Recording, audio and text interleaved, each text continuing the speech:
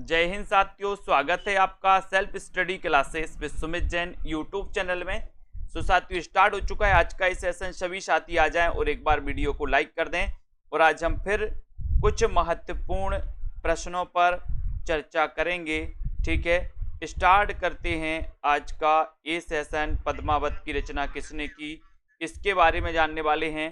ठीक है, सभी लोग आ गए हैं तो फटाफट से कमेंट में बताएंगे और आज देखते हैं कौन कितने नंबर ला पाता है। ठीक है, तो पद्मावत की रचना किस शासक के शासन काल में हुई है, ये है आपका पहला क्वेश्चन।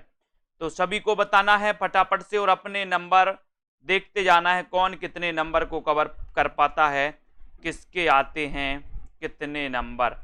पद्मावत की रचना किस शासक के काल में हुई, इतना तो पता है कि पद्मावत के जो रचनाकार हैं वो कौन हैं, जायसी। ठीक है, और पद्मावत की रचना किस शासक के काल में हुई है ये आपको बताना है। तब आपका उत्तर यहाँ पर क्या चला जाएगा, क्या चला जाएगा, उत्तर चला जाएगा शेर शाह सूरी। शेर शाह सूरी यानी कि आपका जो सी नंबर है, सी नंबर ये बिल्कुल सही है। ठीक है, पद्मावत की रचना किस शासक के शासनकाल में हुई है, शेर शाह सूरी के। ठीक है, वेरी गुड, बहुत बढ़िया। एक नार ने अचरज किया, सांप मार पिंजरे में दिया, ये किसकी पंक्ति है, बताइए किसकी पंक्ति है। एक नार ने अचरज किया, सांप मार पिंजरे में दिया, किसकी पंक्ति है। अमीर खुसरो की, विद्यापति की, भारतेंदु की, या फिर चंदवरदाई की। एक नार ने अचरज किया, सांप मार पिंजरे में दिया। और सभी लोगों को पता है कि सर ये जो पंक्ति है अमीर खुसरो की। ठीक है, ये आपका एक नंबर बिल्कुल सही हो जाएगा। एक खड़ी बोली के प्रथम कवि माने जाते हैं अमीर खुसरो, है ना, इनको याद रखेंगे। और दोस्तों आदिकाल की अंतिम अवस्था के कवि माने जाते हैं। ठीक है, ये नंबर आपका सही है। कैमासबद्ध प्रसंग ये किस रचना में है, कैमासबद्ध प्रसंग किस रचना में है। प्रश्न क्रमांक 3 का आपको चयन करना है। बताइए भाभी शिक्षिका जी, कैमासबद्ध प्रसंग किस रचना में है, जल्दी से बताइए। आप सभी लोग भी अपना नाम अगर हिंदी में लिखेंगे तो और मजा आएगा। मैंने कई बार बताया है कि अपनी अपनी आईडी सभी लोग हिंदी में बना लो। ठीक है, कैमासबद्ध प्रसंग किस रचना में है ये आपको बताना है। 3 नंबर आपको बताना है। और प्रश्न क्रमांक 3 का आपका राइट आंसर हो जाएगा कि सर एक कैमासबद्ध जो है ये पृथ्वीराज रासो, पृथ्वीराज रासो यानी डी नंबर आपका बिल्कुल सही है। पृथ्वीराज रासो आपका बिल्कुल सही हो जाएगा, बहुत बढ़िया, वेरी गुड आंसर। अगला क्वेश्चन देखो, आदिकाल को अपभ्रंश काल किसने कहा, आदिकाल को अपभ्रंश काल किसने कहा है। बहुत अच्छा क्वेश्चन है। आदिकाल को अपन ने देखा था वीर गाथा काल रामचंद्र शुक्ल ने, बीज वपन काल महावीर प्रसाद द्विवेदी ने, ठीक है, सिद्ध सामंत काल राहुल सांकृत्यायन ने। अब यहाँ पर अपभ्रंश काल आपसे कहा गया, अपभ्रंश काल किसने कहा है, ये प्रश्न क्रमांक 4 का आंसर। और 4 में अपभ्रंश काल, तो आपको यहाँ पर सही उत्तर हो जाएगा। क्या नंबर हो जाएगा कि सर अपभ्रंश काल धीरेन्द्र वर्मा और गुलेरी जी ने भी इसे अपभ्रंश काल कहा है दोस्तों। ठीक है, तो याद रख लेना आदिकाल को अपभ्रंश काल गुलेरी जी ने भी कहा है और धीरेन्द्र वर्मा ने जी भी कहा है। अपन ने पढ़ा था ना, धीरे से गोली मारो। ठीक है, बहुत बढ़िया। अगला क्वेश्चन, हिंदी भाषा में लिखा गया हिंदी साहित्य का पहला इतिहास कौन सा है। हिंदी भाषा में लिखा गया हिंदी साहित्य का पहला इतिहास कौन सा है। हिंदी साहित्य का आलोचनात्मक इतिहास, the modern vernacular literature of Hindustan, Mishra Bandhu Vinod, या फिर शिव सिंह सरोज। हिंदी भाषा में लिखा गया हिंदी साहित्य का पहला इतिहास कौन सा है। प्रश्न क्रमांक 5 का उत्तर बताना है। और 5 में आपने लगा दिया कि सर यहाँ पर आपको उत्तर लगाना है शिव सिंह सरोज। इसके रचनाकार कौन है, तो शिव सिंह सेंगर हैं।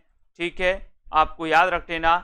और इसका रचना काल भी आपको कमेंट में लिखना है। बिल्कुल सही आंसर बता रहे हैं आप लोग, वेरी गुड, बहुत बढ़िया। अगला क्वेश्चन, महावीर प्रसाद द्विवेदी ने आदिकाल को क्या संज्ञा दी।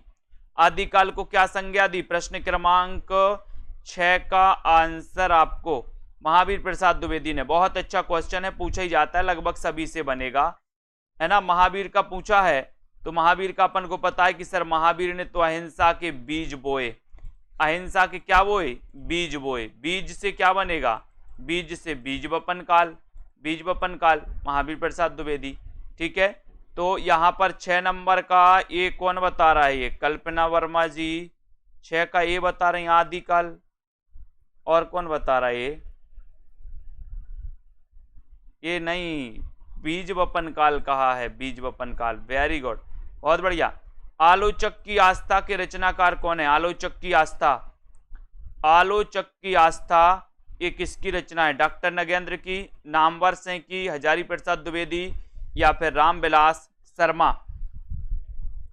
आलोचक की आस्था के रचनाकार कौन है? ये क्वेश्चन तो कई बार पूछा जाता है। प्रश्न क्रमांक 7 में आंसर बताना है। बताइए, आलोचक की आस्था के रचनाकार कौन है? प्रश्न क्रमांक आपका 7 है और 7 में आपका उत्तर चला गया कि सर ये जो रचना है ये डॉक्टर नगेंद्र की है। ठीक है, 1 नंबर आपका बिल्कुल सही हो जाएगा, doctor Nagendra. Very good answer. 7 का बी बता रही मुसरत निसा जी, नामवार से बता रही। क्यों बता रही हो? बी नगेंद्र की है। ठीक है, बाकी सभी लोगों ने सही बताया। Very good. तुलसीदास खंड काव्य के रचयिता कौन है? तुलसीदास खंड काव्य है। ठीक है, अब ये रचना किसकी है ये आपको बताना है। एक तुलसीदास कवि हैं, वो अलग हैं। ठीक है, तुलसीदास खंड काव्य के रचनाकार कौन है? तुलसीदास खंड काव्य के रचनाकार निराला, तुलसी, रामधारी सिंह दिनकर या फिर मैथिली शरण गुप्त? और बहुत सारे लोग सही आंसर बता रहे हैं कि सर ये तुलसीदास जो रचना है, तुलसीदास बड़े निराले कवि थे। कैसे कवि थे? निराले। ठीक है, तो निराले से हो जाएगा निराला, यानी ये नंबर आपका बिल्कुल सही है। 1 number right answer. Very good. Dinkar कौन बता रहा है? जो आकाश जी दिनकर बता रहे। बहुत बढ़िया, तुलसीदास दिनकर की रचना है। आकाश जी, बहुत बढ़िया। यही सब देख रहे हैं हम सब लोगों का। तुलसीदास ये रचना मैंने कई बार बताया, तुलसीदास निराले कवि हैं और ये निराले की रचना है, खंड काव्य है, कई बार पूछा गया। अगला देखो, डॉक्टर रामकुमार वर्मा ने हिंदी साहित्य का आलोचनात्मक इतिहास में चित्रण किया है। बताइए कहां से कहां तक चित्रण किया है? रामकुमार वर्मा, आपसे क्वेश्चन आता है कि हिंदी साहित्य का आलोचनात्मक इतिहास, इसके रचनाकार कौन है? इसके रचनाकार कौन है? हिंदी साहित्य का आलोचनात्मक इतिहास, इसके रचनाकार कौन है? प्रश्न क्रमांक 9 में आपका उत्तर चयन करना है और 9 का आंसर हो जाएगा कि हिंदी साहित्य का आलोचनात्मक इतिहास रामकुमार वर्मा का एक ग्रंथ है।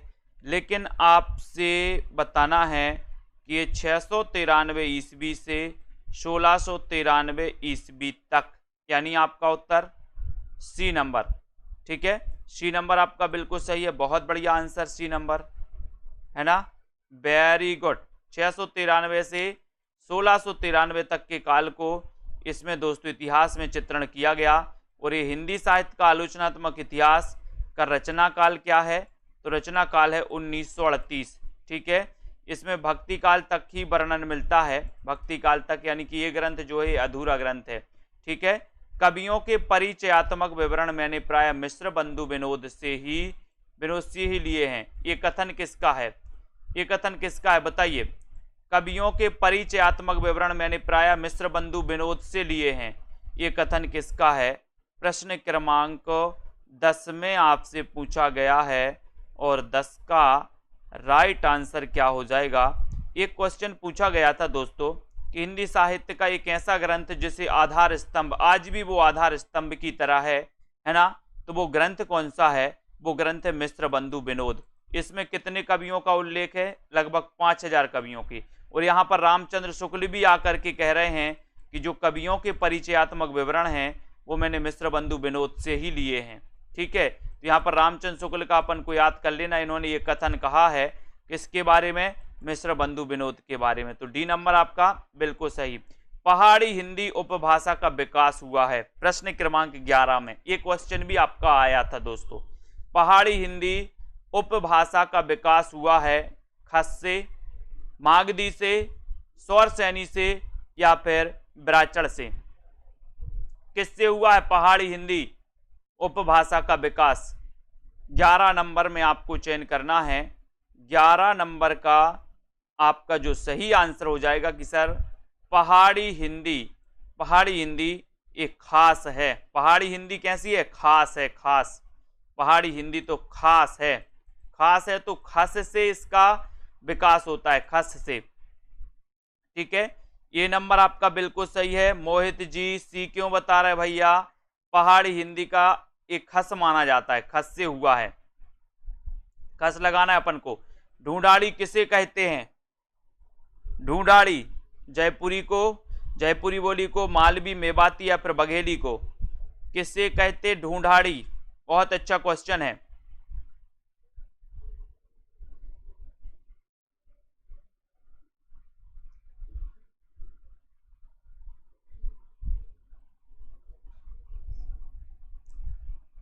ढूंढाड़ी किसे कहते हैं?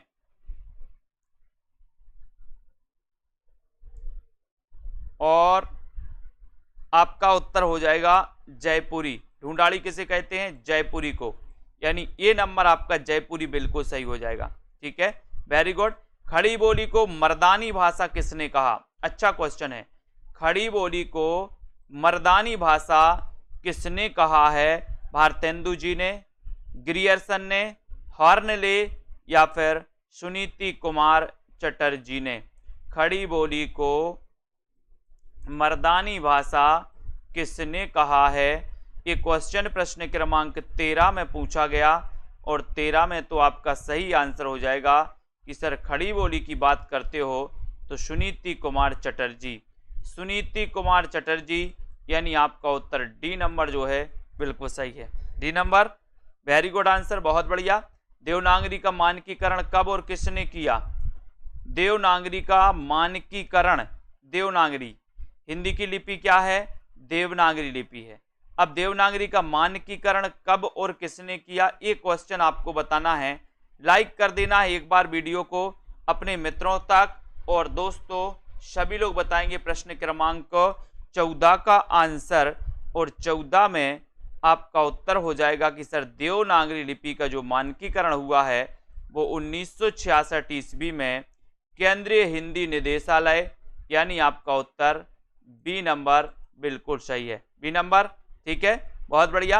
अगला क्वेश्चन है, भक्ति काल ना तो तदयुगीन पराजित हिंदू पराजित की निराशा से उद्दुलित है और ना ही इस्लाम की प्रतिक्रिया है। ये किसकी उक्ति है? बताओ। भक्ति काल ना तो तदयुगीन पराजित हिंदू जाति की निराशा से दोस्तों इसका उद्भव हुआ, ना ही इस्लाम की प्रतिक्रिया है। ये कथन किसका है? तो प्रश्न क्रमांक आपका 15 है और 15 का उत्तर बताना है। ये प्रतिक्रिया है, ये तो स्वाभाविक देन है, ये तो स्वाभाविक है। ठीक है, ये क्वेश्चन आपको बताना है। तो देखो बहुत सारे लोग क्या बता रहे हैं 15 का आंसर में। 15 का आंसर देखो, पूनम जी ने सही बताया है। कौन बता रहा है? बी नंबर, विश्वास मलिक जी, वेरी गुड। प्रमोद सैनी जी, सुषमा शुक्ला जी, बहुत बढ़िया। सुजाता जी, तो यहाँ पर आपका सही उत्तर होगा हजारी प्रसाद द्विवेदी। ठीक है, भक्ति आंदोलन ना तो तदयुगीन पराजित हिंदू जाति की निराशा का दोस्तों उदय है, ना इस्लामिक प्रतिक्रिया का परिणाम है। ये तो स्वाभाविक है ना तो ये स्वाभाविक माना है किसने? हजारी प्रसाद द्विवेदी। बी नंबर, इस प्रकार से भी आपका क्वेश्चन आ सकता है। तो यहाँ पर उत्तर बी नंबर सही हो जाएगा। उत्तर अपभ्रंश का आपको बताना है कि उत्तर अपभ्रंश को पुरानी हिंदी किसने कहा? प्रश्न क्रमांक 16 में। अब यहाँ पर थोड़ा सा अलग पूछा गया है, उत्तर अपभ्रंश को पुरानी हिंदी किसने कहा? देखो क्वेश्चन थोड़ा सा घुमाया गया, बाकी तो क्वेश्चन सही है। उत्तर अपभ्रंश को पुरानी हिंदी किसने कहा है? ये क्वेश्चन है आचार्य चतुर्सेन शास्त्री ने, ग्रियर्सन ने, चंद्रधर शर्मा गुलेरी ने, या फिर इनमें से कोई नहीं। तब आपका सीधा आंसर यहां पर जा रहा है कि सर उत्तर अपभ्रंश को पुरानी हिंदी तो कहा है किसने, गुलेरी जी ने। सी नंबर सही हो जाएगा, वेरी गुड, है ना। और साहित्यिक अपभ्रंश को किसने कहा है, साहित्यिक अपभ्रंश को पुरानी हिंदी कहा है रामचंद्र शुक्ल ने, साहित्यिक अपभ्रंश को, ठीक है, बहुत बढ़िया। अब यहां पर देखो 84 वैष्णव की वार्ता के लेखक कौन है। सरल क्वेश्चन, आसान क्वेश्चन आपसे पूछा गया है, किसी का भी गलत नहीं होनी चाहिए। 84 वैष्णव की वार्ता, इसके रचनाकार कौन है बताइए। 17 में ऐसे क्वेश्चन, सरल सरल क्वेश्चन, अपन को गलत नहीं करना। एक भी क्वेश्चन अगर गलत हो जाए तो दुख होगा। 84 वैष्णव की वार्ता के लेखक कौन है, नाभादास, गोकुलदास, नंददास, या फिर छीत स्वामी। 84 वैष्णव की वार्ता, इसके लेखक कौन माने जाते हैं, ये प्रश्न क्रमांक 17 में बताना है। और 17 का आंसर है गोकुलदास। कौन माने जाते हैं, बी नंबर, यानी कि गोकुलदास, ठीक है, वेरी गुड। हिंदी नवरत्न के लेखक कौन है, हिंदी नवरत्न के लेखक कौन है, शिव सिंह सेंगर, श्याम सुंदर दास, बद्रीनाथ भट्ट, या फिर मिश्र बंधु। हिंदी नवरत्न के लेखक कौन है, ये प्रश्न क्रमांक 18 है। और 18 में आपको उत्तर बताना है। हिंदी नवरत्न के लेखक चयन करना है। राइट आंसर चला जाता है आपका कि सर हिंदी नवरत्न, जो कि दोस्तों 1910 की रचना है। सन भी याद होनी चाहिए आपका, 10 नवरत्न, ठीक है, 9 है, एक और प्लस कर देना यहाँ पर, तो 10 हो जाएगा। तो 10 यानी 1910, और ये मिश्र बंधु की रचना है, यानी कि आपका डी नंबर बिल्कुल सही है, ठीक है, वेरी गुड। शिव सिंह सेंगर और ग्रियर्सन के साहित्य इतिहास ग्रंथों के लिए आचार्य रामचंद्र शुक्ल ने किस शब्द का प्रयोग किया है। शिव सिंह सेंगर और ग्रियर्सन के साहित्य इतिहास ग्रंथों के लिए आचार्य शुक्ल ने किस शब्द का प्रयोग किया। वृत्त संग्रह, वृत्त संग्रह, वृत्त संदर्भ संग्रह, वृत्त संग्रह, संदर्भ संग्रह, या फिर साहित्य संदर्भ वृत्त। यानी कि 19 का आंसर आपको चयन करना है। 19 में आपको उत्तर बताना है, और आपका 19 में बता दिया है, बहुत बढ़िया। 19 का बी, वृत्त संग्रह, ठीक है, बी नंबर है अंकित गुप्ता जी 19 का।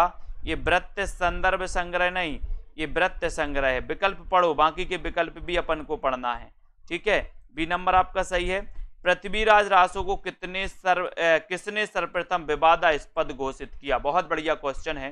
पृथ्वीराज रासो को किसने सर्वप्रथम विवादास्पद घोषित किया है। मैक्स मुलर ने, मोतीलाल मिनारिया, डॉक्टर बुलर, या फिर कर्नल टाड ने। पृथ्वीराज रासो को किसने सबसे पहले विवादास्पद घोषित किया था। प्रश्न क्रमांक 20 का आंसर, और 20 में आपका सही आंसर चला गया। और विवादास्पद सबसे पहले घोषित किया था किसने। बहुत बढ़िया, वेरी गुड आंसर। सभी लोगों का आंसर लगभग सही आ रहा कि सबसे पहले डॉक्टर बुलर ने इसको विवादास्पद घोषित किया। सी नंबर आपका सही हो जाएगा, ठीक है। पृथ्वीराज रासो को हिंदी का पहला महाकाव्य किसने माना, और इसमें अध्यायों का नाम क्या है। अध्यायों का नाम भी बताना है, तो बताओ पृथ्वीराज रासो को हिंदी का पहला महाकाव्य किसने माना, और इसमें अध्यायों का नाम क्या है, बताएं।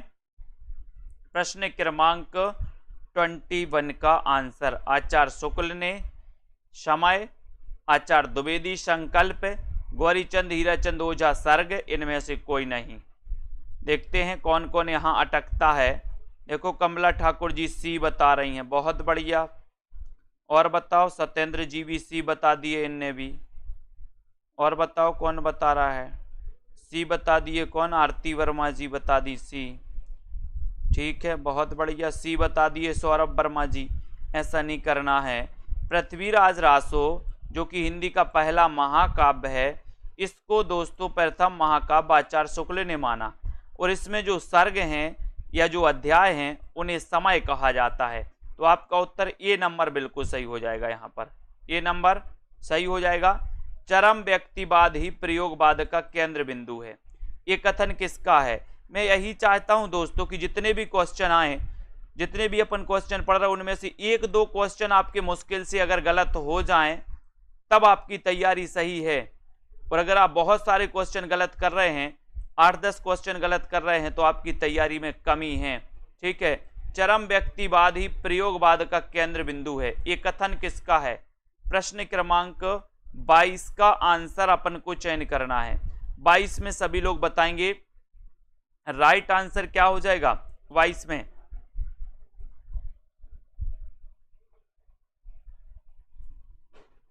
चरम व्यक्तिवाद ही प्रयोगवाद का, तो बिल्कुल सही आंसर आया है कि सर इसमें लगा दो आप नामवर से। चरम व्यक्तिवादी प्रयोगवाद का केंद्र बिंदु है, ये कथन है नामवर से का। ठीक है, बहुत बढ़िया, वेरी गुड। भारतीय सूफी मुख्यतः किस संप्रदाय से संबंधित माने जाते हैं? भारतीय सूफी मुख्यतः किस संप्रदाय से संबंधित माने जाते हैं? इबादत से, विद्य से, वेसरा से, या फिर वारकरी से? भारतीय जो सूफी हैं किस संप्रदाय से संबंधित माने जाते हैं? 23 का आंसर बताना है। और 23 में आपका सही आंसर जा रहा है कि सर जो भारतीय सूफी हैं ये मुख्यतः है वेसरा संप्रदाय, यानी सी नंबर आपका वेसरा संप्रदाय बिल्कुल सही हो जाएगा। सी नंबर आपका राइट आंसर हो जाएगा। प्रभु जी तुम चंदन हम पानी, ये किसकी काव्य पंक्ति है? ये किसकी काव्य पंक्ति है? सूरदास की, तुलसीदास की, रैदास की, या फिर गुरु नानक की? प्रभु जी तुम चंदन हम पानी। अब इतने ये 4 गुरु दिख रहे हैं आपको, चारों के जन्म भी आपको बताना है। सूरदास का जन्म कब हुआ, तुलसीदास का कब हुआ, रैदास का कब हुआ, गुरु नानक का कब हुआ? मैंने रटवाए हैं इनको। बताओ प्रभु जी तुम चारों के एक लाइन में बताइए, ऐसे करके पूरी एक लाइन में कमेंट में लिखना है, अलग अलग नहीं। प्रभु जी तुम चंदन हम पानी, ये किसकी काव्य पंक्ति है? ये रैदास की है। रैदास आपको पता है कि रैदास नामदेव के बाद संत काव्य में दूसरा नंबर रैदास का आता है। ठीक है, अब बताओ इनके पूरे जन्म में बताना है फटाक से। मृगावती को सूफी काव्य की प्रथम रचना किसने माना? मृगावती को सूफी काव्य की प्रथम रचना किसने माना है? ग्रियर्सन ने, द्विवेदी, आचार्य द्विवेदी ने, आचार्य शुक्ल ने, आचार्य राम कुमार वर्मा ने। मृगावती को सूफी काव्य की प्रथम रचना किसने माना? ये क्वेश्चन आपसे पूछा गया, बहुत ही अच्छा क्वेश्चन है। और सीधा आंसर जा रहा है कि सर मृगावती के जो रचनाकार हैं, पहली बात तो ये है कि कुतुबन इसके रचनाकार हैं। ठीक है, और आचार्य रामचंद्र शुक्ल ने इस मृगावती को सूफी काव्य की प्रथम रचना माना, यानी आपका उत्तर सी नंबर बिल्कुल सही है। ठीक है, सी जिन्होंने लगाया राइट आंसर, वेरी गुड। चंदाइन को दूसरे किस नाम से भी स्वीकार किया जाता है? चंदाइन का अन्य नाम क्या है? ये पूछा गया आपसे। चंदाइन के रचनाकार भी आपको बताना है। चंदाइन के रचनाकार कौन है और चंदाइन का अन्य नाम क्या है, ये भी आपको लिखना है। बताइए।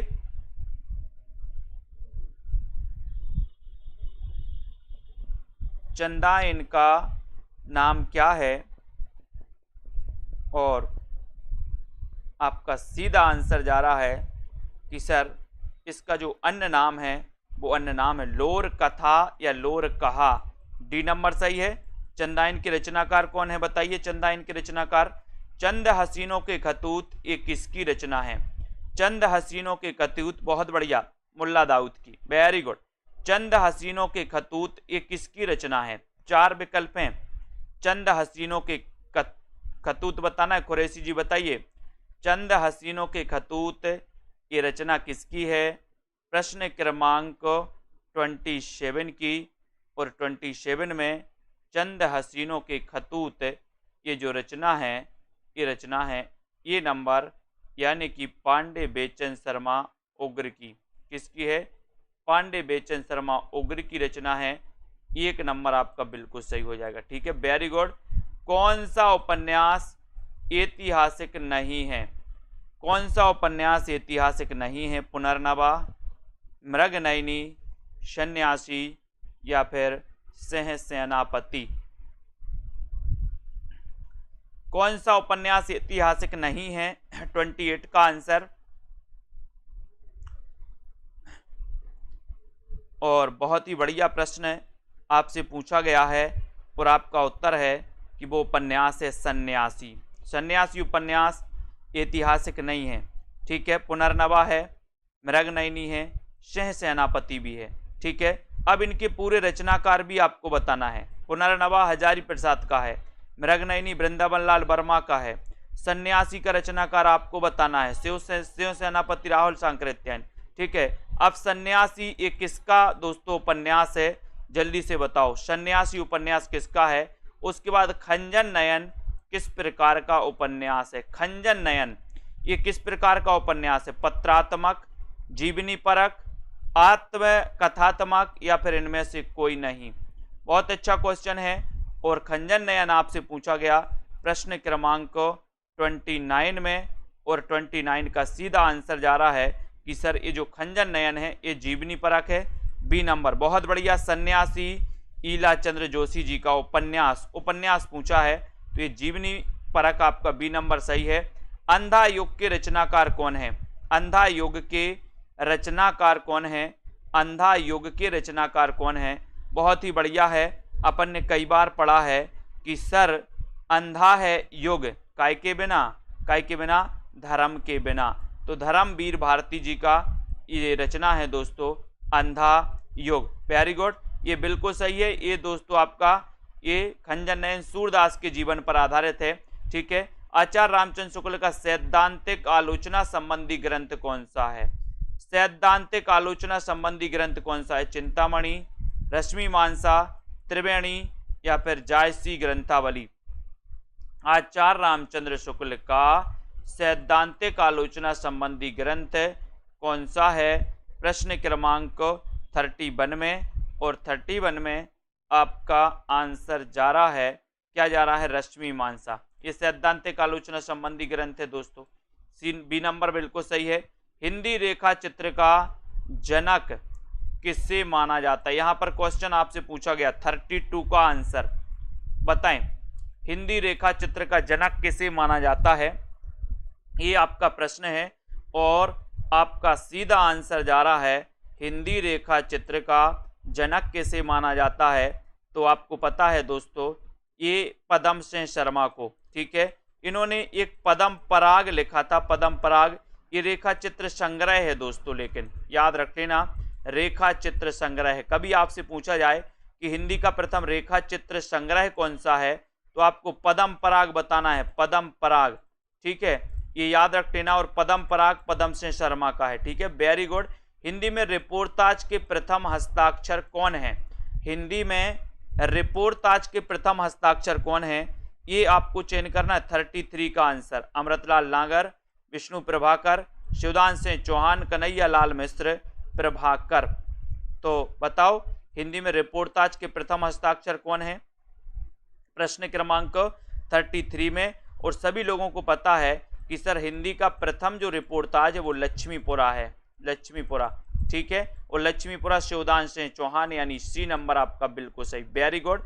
जो व्यक्ति वस्तु या परिस्थितियां स्थायी भाव को जागृत करती हैं, बहुत बढ़िया क्वेश्चन है, उन्हें क्या कहते हैं? उन्हें क्या कहते हैं? जो व्यक्ति वस्तु या परिस्थितियां स्थायी भाव को जागृत करती हैं उन्हें क्या कहते हैं? संचारी भाव, उत्प्रेरक, अनुभाव या फिर विभाव? क्या है? प्रश्न क्रमांक 34 में। अच्छा क्वेश्चन है, क्वेश्चन हमेशा आता है दोस्तों 34 का, और 34 का आपको बताना है। बहुत ही बढ़िया क्वेश्चन है। क्या कहते हैं उसे?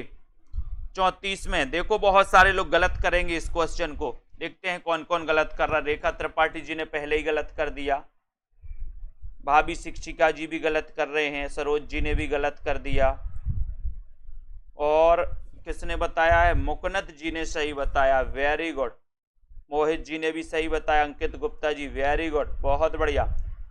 कुमुद जी, पूजा जी, बहुत सारे लोग, लगभग 80% लोगों ने गलत बताया आंसर। जो व्यक्ति वस्तु या परिस्थितियां स्थायी भाव को जागृत करती हैं उन्हें कहते हैं दोस्तों विभाव। क्या कहते हैं? विभाव।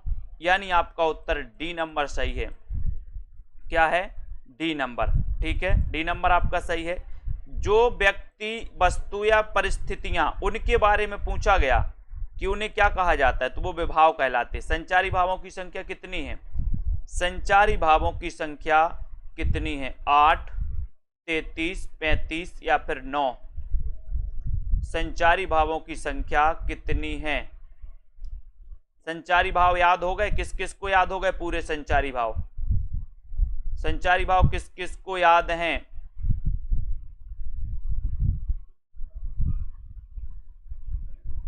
संचारी भाव, और संचारी भाव होते हैं कितने? 33। किस किस को याद है संचारी भाव? ये आपका यहाँ पर बी नंबर बिल्कुल सही है, 33 सही है। ठीक है, और एक क्वेश्चन आया था कि छल नामक इस संचारी भाव किसने माना दोस्तों? 34वां। तो देव कवि ने छल नामक 34वां संचारी भाव माना। भरत मुनि कृत नाट्यशास्त्र में निम्न में से किस अलंकार का वर्णन नहीं है, उल्लेख नहीं मिलता? किस अलंकार का उल्लेख नहीं मिलता?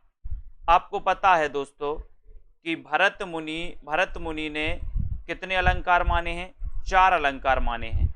अब ये चारों अलंकार आपको पता होनी चाहिए कि कौन कौन से माने हैं। ठीक है, अब 4 अलंकारों में इन्होंने कौन सा नहीं माना? प्रश्न क्रमांक 36 में। 36 में सभी लोग बताएंगे, और 36 में बहुत सारे लोग फिर गलत करेंगे यहाँ पर कि भरत मुनि ने कौन सा अलंकार नहीं माना है। तो देखते हैं कौन सही बता रहा है, कौन सही बता रहा है। तुक्का लगा रहे पूरे। सुषमा शुक्ला जी ने सही बताया है, वेरी गुड, बहुत बढ़िया। एक दो लोगों ने सही बताया। यमक को दोस्तों इन्होंने अलंकार की श्रेणी नहीं माना, यानी बी नंबर आपका सही हो जाएगा, यमक। ठीक है, यमक को नहीं माना।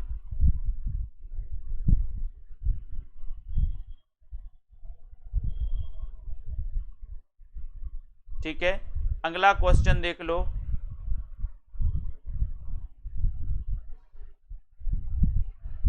यहां पर आ जाओ, जहां एक शब्द अनेक बार आए उसके अर्थ भिन्न भिन्न हो, वहां कौन सा अलंकार होता है? प्रश्न क्रमांक 37 का बताइए, सही है क्या? 37 का आंसर आपको चयन करना है, जल्दी बताएं फटाक से।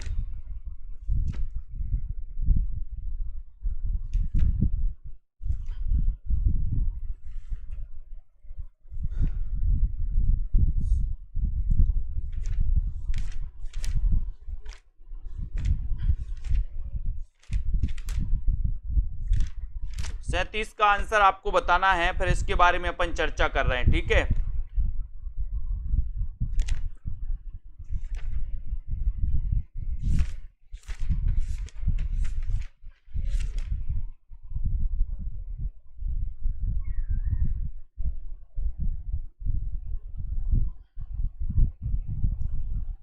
यहां पर आपको जहां एक शब्द अनेक बार आए और उसके अर्थ भिन्न हो, तो वहां पर आपका 37 का उत्तर क्या हो जाएगा? 37 यानी कि 37 का आंसर, और 37 में यहां पर यमक अलंकार हो जाएगा। ठीक है, डी नंबर आपका सही है, वेरी गुड। इसके बारे में अपन चर्चा कर रहे हैं, अभी 36 नंबर का है ना। ठीक है, ओके। हिंदी में रीति सिद्धांत के प्रथम प्रस्तोता कौन है? हिंदी में रीति सिद्धांत के प्रथम प्रस्तोता कौन है, जल्दी से बताओ।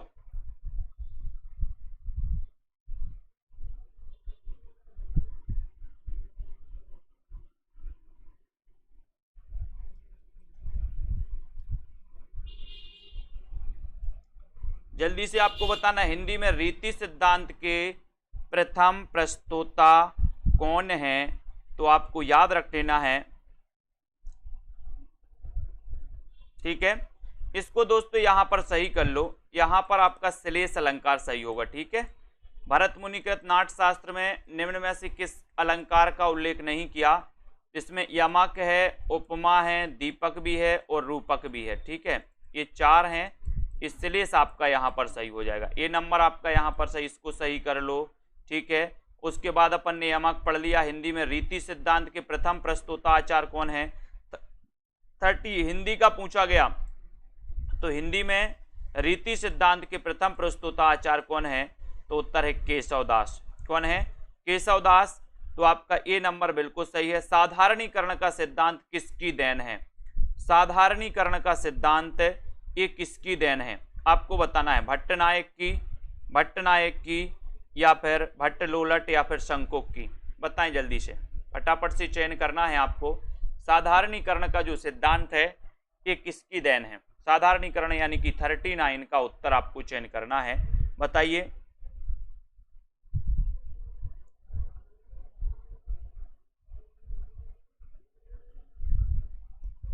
खंजन नयन सूरदास के जीवन पर आधारित है और मानस का हंस ये तुलसीदास के जीवन पर आधारित है। ठीक है। साधारणीकरण का सिद्धांत यानी कि 39 का आंसर, और 39 में आपका उत्तर हो जाएगा कि सर भट्टनायक। किसने? भट्टनायक। ए नंबर सही है। ये सिद्धांत किसकी देन है? 1 नंबर राइट आंसर। अनुकरण सिद्धांत के प्रणेता हैं। अनुकरण सिद्धांत के प्रणेता कौन है? क्रोचे, रिचर्ड्स, अरस्तु या फिर कॉलरिज? बताएं। अनुकरण सिद्धांत के प्रणेता कौन है? सभी लोगों को याद हो गया कि भरत मुनि ने कौन कौन से 4 अलंकार माने हैं? कौन कौन से माने हैं? उपमा, ठीक है, रूपक, है ना, यमक और दीपक। ठीक है, ये अपन को याद रखते ना, ये 4 अलंकार माने। क्वेश्चन ऐसे ही आएगा आपका। ठीक है, उपमा, रूपक, यमक और दीपक। ठीक है, इनको याद रख लेना। और अनुकरण सिद्धांत ये 40 का आंसर है। 40 में आपका सही आंसर जा रहा है कि सर इसमें अरस्तु लगा दो, यानी कि सी नंबर लगा दो। वेरी गुड आंसर, बहुत बढ़िया। साहित्य ज्ञान राशि का संचित कोश है, ये किसकी उक्ति है? साहित्य ज्ञान राशि का संचित कोश है, ये किसकी उक्ति है? ये बताना है 41 में। ठीक है, और यहां पर आपका संचित कोश है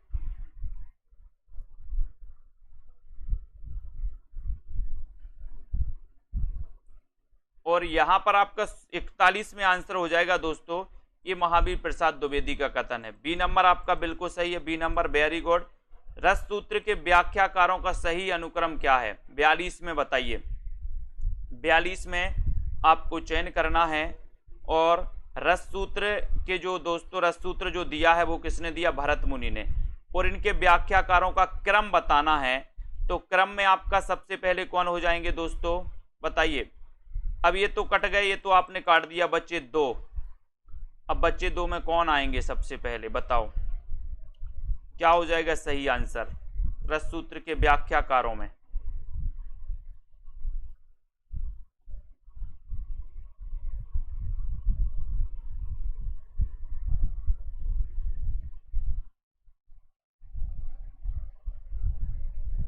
सॉरी, ये बी नहीं, ये महावीर प्रसाद द्विवेदी हैं। ठीक है, साहित्य ज्ञान राशि का संचित कोश है, ये महावीर प्रसाद द्विवेदी का है। हाँ, वेरी गुड, बहुत बढ़िया। ये महावीर प्रसाद द्विवेदी अपन को याद कर लेना। महावीर प्रसाद द्विवेदी का ये साहित्य ज्ञान राशि का संचित कोश है। ठीक है, और रस सूत्र के व्याख्याकारों में आपका उत्तर सी नंबर सही है। ठीक है, भट्टलोलट, शंकोक, भट्टनायक, अभिनवगुप्त, इसको याद रख लेना है। शंकोक, ठीक है, भट्टनायक और अभिनवगुप्त ये आते हैं। इसको एक बार सही कर लो। महावीर साहित्य ज्ञान राशि का संचित कोश है, ये महावीर प्रसाद द्विवेदी, यानी सी नंबर सही है। अनुवाद करते समय जिस भाषा में अनुवाद प्रस्तुत किया जाता है, जिस भाषा में, उसे क्या कहते हैं दोस्तों? अनुवाद के बारे में भी कहा गया कि अनुवाद करते समय जिस भाषा में अनुवाद प्रस्तुत किया जाता है उससे क्या कहते हैं? 43 का आंसर बताना है। स्रोत भाषा या फिर अन्य, दूसरी या लक्ष्य भाषा? तो अनुवाद करते समय जिस भाषा में अनुवाद किया जाता है उसे कहा जाता है लक्ष्य भाषा। ठीक है, डी नंबर आपका लक्ष्य भाषा राइट आंसर हो जाएगा। डी नंबर सही हो जाएगा, वेरी गुड। रस कलश का रचनाकार कौन है? रस कलश का रचनाकार कौन है? 44 में आपको चयन करना है। रस कलश आपको पता है ये रीति ग्रंथ माना जाता है दोस्तों हरिऔध का, रस कलश है ना, और ये किसका ग्रंथ है, हरिऔध, यानी ये नंबर आपका बिल्कुल सही है। ठीक है, आवारा मसीहा में किसके जीवन का उल्लेख है, आवारा मसीहा में किसके जीवन का उल्लेख है आपको बताना है। और किस किस को अभी जूनियर सुपर टेट का मॉडल पेपर लेना है, सभी साथी जूनियर सुपर टेट का मॉडल पेपर ले लें। आवारा मसीहा किसके जीवन का उल्लेख है इसमें, और यहां पर आपका उत्तर हो जाएगा शरत चंद्र। ठीक है, इसके रचनाकार कौन है, तो विष्णु प्रभाकर है ना, विष्णु प्रभाकर, ये आपका ए नंबर बिल्कुल सही है। ठीक है, आधुनिक भारतीय आर्य भाषाओं का विकास किससे हुआ है, आधुनिक भारतीय आर्य भाषाओं का विकास किससे हुआ है, रोमन से, द्रविड़ से, अपभ्रंश से, या फिर इनमें से कोई नहीं। 46 का आंसर, आधुनिक भारतीय आर्य भाषाओं का विकास किससे हुआ है, 46 में आपको चयन करना है। 46 का राइट आंसर क्या हो जाएगा, आधुनिक भारतीय आर्य भाषाओं का किससे हुआ है, और आपका उत्तर है अपभ्रंश से, अपभ्रंश से यानी सी नंबर। ठीक है, आधुनिक भारतीय आर्य भाषाओं का विकास हुआ अपभ्रंश से, सी नंबर आपका बिल्कुल सही है। ऊस में संघर्षी वर्ण कौन से हैं, ऊस में संघर्षी वर्ण आपको बताना है कौन से हैं, ऊस में संघर्षी, ये क्वेश्चन भी बड़ा आता है दोस्तों आपका 47 में, और 47 का आपका राइट आंसर यहां पर हो जाएगा कि सर सा हा, यानी ए नंबर। ठीक है, इसको याद रखोगे। उसके बाद भाषा मुंशी के नाम से विख्यात हैं, तो कौन विख्यात हैं, प्रश्न क्रमांक 48 में आपका राइट आंसर यहां पर क्या हो जाएगा, भाषा मुंशी के नाम से विख्यात हैं। कौन विख्यात है भाषा मुंशी के नाम से, जिनकी रचना कौन सी है, प्रेम सागर, कौन सी है, प्रेम सागर। ठीक है, प्रेम सागर के रचनाकार कौन है, लल्लू लाल, यानी कि आपका ए नंबर, ये भाषा मुंशी के नाम से विख्यात हैं। विभाषा कहते हैं दोस्तों विक्षिप्त भाषा को, विशिष्ट भाषा को, बोली को, या फिर इनमें से कोई नहीं। विभाषा कहते हैं, तो विभाषा किसे कहते हैं, विभाषा, प्रश्न क्रमांक 49 का आंसर आपको चयन करना है, विभाषा किससे कहते हैं, और सीधा आंसर जा रहा है कि सर विभाषा कहते हैं बोली को, बोली को, यानी सी नंबर। ठीक है, C number, very good Kamaldeep ji. अब आपको बताना है कौन सा लक्षण अवधि का नहीं है, अवधि का कौन सा नहीं, या के स्थान पर जा का प्रयोग, वा के स्थान पर बा का प्रयोग, ला के स्थान पर रा का प्रयोग, या फिर ना के स्थान पर ड़ा का प्रयोग, कौन सा लक्षण अवधि का नहीं है, जल्दी से बताना है। और जो भी हमारे साथी मास्टर कैडर के मॉडल पेपर लेना चाहते हैं, तो अभी मास्टर कैडर के मॉडल पेपर में भी छूट है, और जो भी जूनियर टेट के मॉडल पेपर लाना चाहते हैं उनके लिए तो छूट है ही। ठीक है, 50 का आंसर बताना है, और 50 का आपका हो जाएगा कि सर ना के स्थान पर ड़ा का प्रयोग, ये नहीं है, ये लक्षण अवधि का नहीं है, यानी डी का आपका बिल्कुल सही हो जाएगा। ठीक है, अब दोस्तों अपन अगली क्लास में पढ़ेंगे इसके बाद के क्वेश्चन। ठीक है, बहुत बढ़िया, सभी लोगों के लिए धन्यवाद। जो भी जूनियर देखना, अरबी का पर्याय क्या है, अवधि का पर्याय बताइए, पूर्विया, कोसली, देहाती, या फिर बघेली, यानी कि प्रश्न क्रमांक 51 है, और 51 में आपको चयन करना है। यहां पर दोस्तों ये क्वेश्चन कहा गया कि अवधि को और किस नाम से जाना जाता है, ये है क्वेश्चन, तो बताइए और किस नाम से जाना जाता है, अवधि का दूसरा नाम क्या है, या पर्याय क्या है, ऐसा पूछा गया। अपन पर्यायवाची पढ़ते हैं, यानी कि दूसरा नाम, तो दूसरा नाम इसका क्या है, इसका दूसरा नाम है कोसली, अवधि का दूसरा नाम क्या है, कोसली। ठीक है, अवधि कोसली। ठीक है, बहुत बढ़िया। खड़ी बोली को कौरवी किसने कहा, अब एक सबसे बड़ी बात तो ये है कि खड़ी बोली को कौरवी कहा जाता है, खड़ी बोली का दूसरा नाम क्या है, कौरवी। अब इसको कौरवी किसने कहा, ये क्वेश्चन आपको बताना है। 52 का बताएंगे, सभी लोग अपने अपने प्रश्नों का आकलन करते जाएं। 52 में खड़ी बोली को कौरवी किसने कहा है, खड़ी बोली को कौरवी किसने कहा है, प्रश्न क्रमांक आपका 52 है, और 52 में आपका सही आंसर आप लोग क्या बता रहे हैं इसका देखना है। खड़ी बोली को कौरवी किसने कहा, तब आपका सीधा आंसर जा रहा है कि सर इसको कहा है राहुल सांकृत्य ने। वेरी गुड, ये नंबर राइट आंसर। कलम का मजदूर कलम का मजदूर इसके लेखक कौन है? कलम का मजदूर इसके लेखक कौन है? शिवरानी देवी, अमृत राय, परिपूर्णानंद या फिर धर्मवीर भारती। कलम का मजदूर इसके रचनाकार कौन है, ये आपको बताना है। बहुत अच्छा क्वेश्चन है। कलम का मजदूर के रचनाकार आपसे पूछा, इसके लेखक कौन है? क्या दिया है यहां पर लेखक का नाम?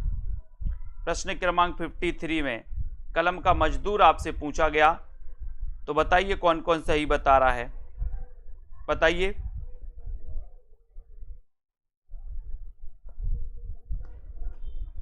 बहुत बढ़िया।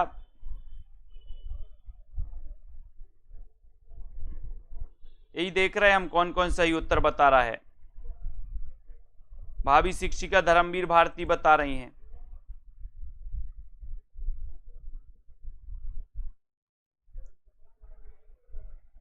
बहुत बढ़िया। जिन्होंने ये अमृत राय बताया है उनको धन्यवाद। ऐसा नहीं बोल सकते कि सर इसमें तो ऑप्शन ही नहीं है, यानी कि मदन गोपाल इसका सही उत्तर होगा दोस्तों। कलम का मजदूर के रचनाकार मदन गोपाल हैं। माँ से मजदूर और माँ से मदन गोपाल, ठीक है। और कलम का मजदूर दोस्तों, कलम का सिपाही अगर होता तो आपका उत्तर अमृत राय होता, ठीक है। अगर कलम का सिपाही होता तो अमृत राय, और कलम का मजदूर दिया है तो मदन गोपाल। तो ये मदन गोपाल की रचना है जो आपके ऑप्शन में नहीं है, ठीक है। केंद्रीय अनुवाद ब्यूरो संबंधित है, किससे संबंधित है? मानव संसाधन विकास मंत्रालय की शिक्षा विभाग से, गृह मंत्रालय की राजभाषा विभाग से, शिक्षा मंत्रालय के अनुवाद विभाग से, या प्राविधिक शिक्षा मंत्रालय से। 54 का आंसर आपको चयन करना है। केंद्रीय अनुवाद ब्यूरो संबंधित है, किससे संबंधित है? 54 का आंसर, 54 का आंसर बताइए। और सभी लोग बताएंगे क्या उत्तर सही आंसर हो जाएगा।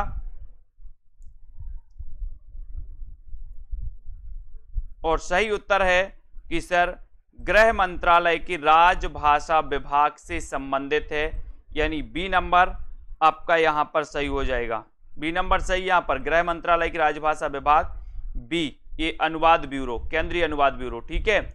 मेरी असफलताएं किसकी आत्मकथा है? मेरी असफलताएं किसकी आत्मकथा है? वियोगी हरि, बाबू गुलाब राय, महात्मा गांधी, सुभाष चंद्र बोस। बताइए।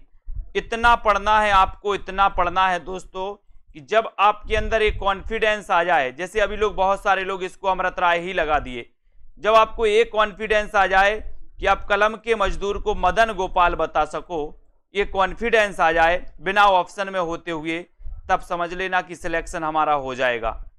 का कलम का मजदूर को मदन गोपाल बता सको, कहने का तात्पर्य यह है कि गलत चीज को समझ सको कि यहां पर ऑप्शन में नहीं है। इतना कॉन्फिडेंस आपको लाना है पढ़ने में। मेरी असफलताएं किसकी आत्मकथा है? तो यह है बाबू गुलाब राय, यानी बी नंबर, ठीक है। B number. राजभाषा के रूप में हिंदी के क्रियान्वयन के लिए निम्नलिखित में केंद्रीय हिंदी समिति गठित की गई है दोस्तों। तो आपको बताना है किसकी अध्यक्षता में गठित की गई राजभाषा के रूप में? राष्ट्रपति की, प्रधानमंत्री की, उपराष्ट्रपति की, या फिर गृह मंत्री की? यानी कि 56 का आंसर आपको चयन करना है। 56 का आपका सही आंसर क्या हो जाएगा? राजभाषा के रूप में हिंदी के क्रियान्वयन के लिए निम्न में से किसकी अध्यक्षता में? तो वो है दोस्तों प्रधानमंत्री की अध्यक्षता में, ठीक है। बी नंबर आपका सही, बहुत बढ़िया, ठीक है। अगला क्वेश्चन, राजभाषा के रूप में हिंदी का प्रयोग बढ़ाने और इसके प्रचार प्रसार के उद्देश्य से एक त्रैमासिक पत्रिका प्रकाशित हो रही है, उसका नाम क्या है? उसका नाम क्या है दोस्तों? राजभाषा हिंदी का प्रयोग बढ़ाने और इसके प्रचार प्रसार के लिए एक पत्रिका प्रकाशित हो रही है, उसका नाम क्या है? राजभाषा भारती, राजभाषा हिंदी, राजभाषा प्रसार, या राजभाषा प्रबोध? यानी कि 57 का आंसर आपको चयन करना है। 57 में आपका सही आंसर क्या हो जाएगा? कौन सी पत्रिका प्रकाशित हो रही है?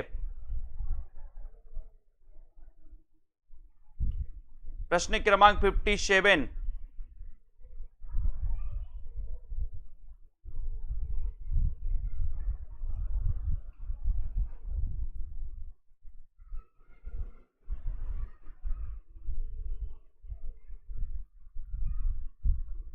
बताइए, राजभाषा के रूप में हिंदी का प्रयोग बढ़ाने और उसके प्रचार प्रसार करने के लिए कौन सी पत्रिका प्रकाशित हो रही है? इसका आंसर आपको बताना है। और आंसर क्या हो जाएगा इसमें?